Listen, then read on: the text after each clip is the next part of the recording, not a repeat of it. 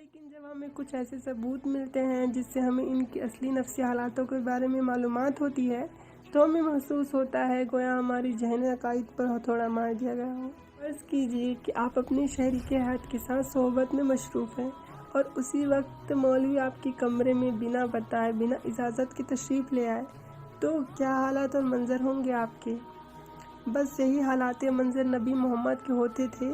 جب وہ حضرت عائشہ کے ساتھ ہم بستر ہوتے تھے۔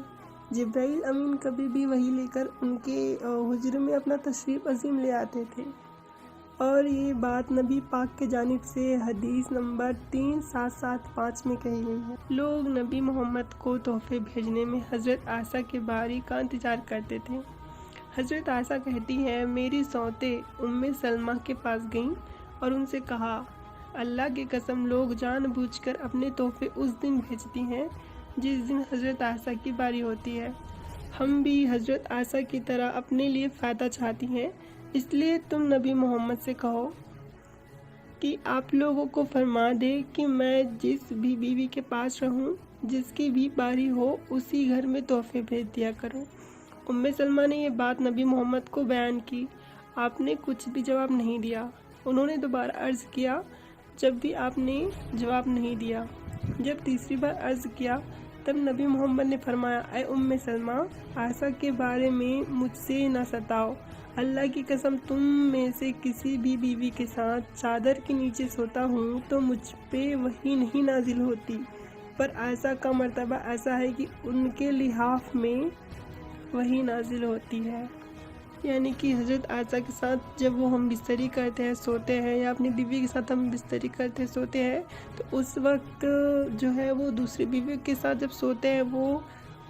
تو اس وقت وحی نازل نہیں ہوتی، لیکن پرسنلی جب وہ حضرت عائشہ رضی اللہ عنہا کے ساتھ سوتے ہیں یا ہم بستری کرتے ہیں تو ہی صرف حضرت جبرائیل علیہ السلام جو ہے وہی لے کے آتے ہیں۔ یہاں کچھ سوالات ذہن میں آتے ہیں۔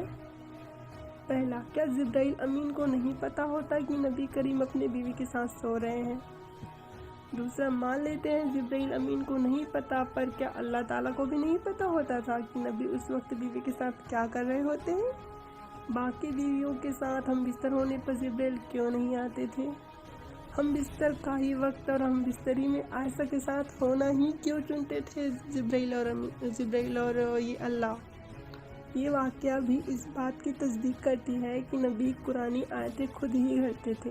کیونکہ کوئی خدا ایسے وقت پر جب کوئی اپنی بیوی کے ساتھ صحبت کر رہا ہو یا چین سکون کی نیند میں سو رہا ہو، فرشتے کو نبی کے کمرے میں نہیں بھیجے گا،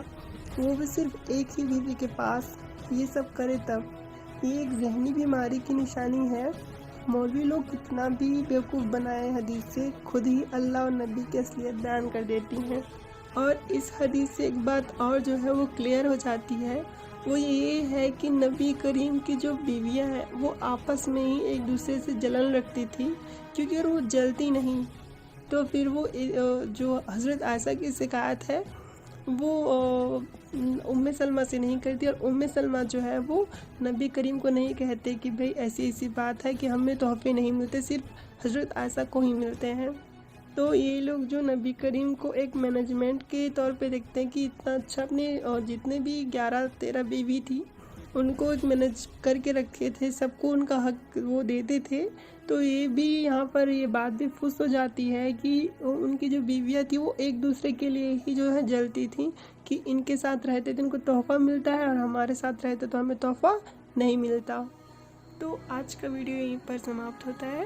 اگلے ویڈیو میں پھر ملتے ہیں، جب تک کے لیے آپ لوگ لائک، سبسکرائب اور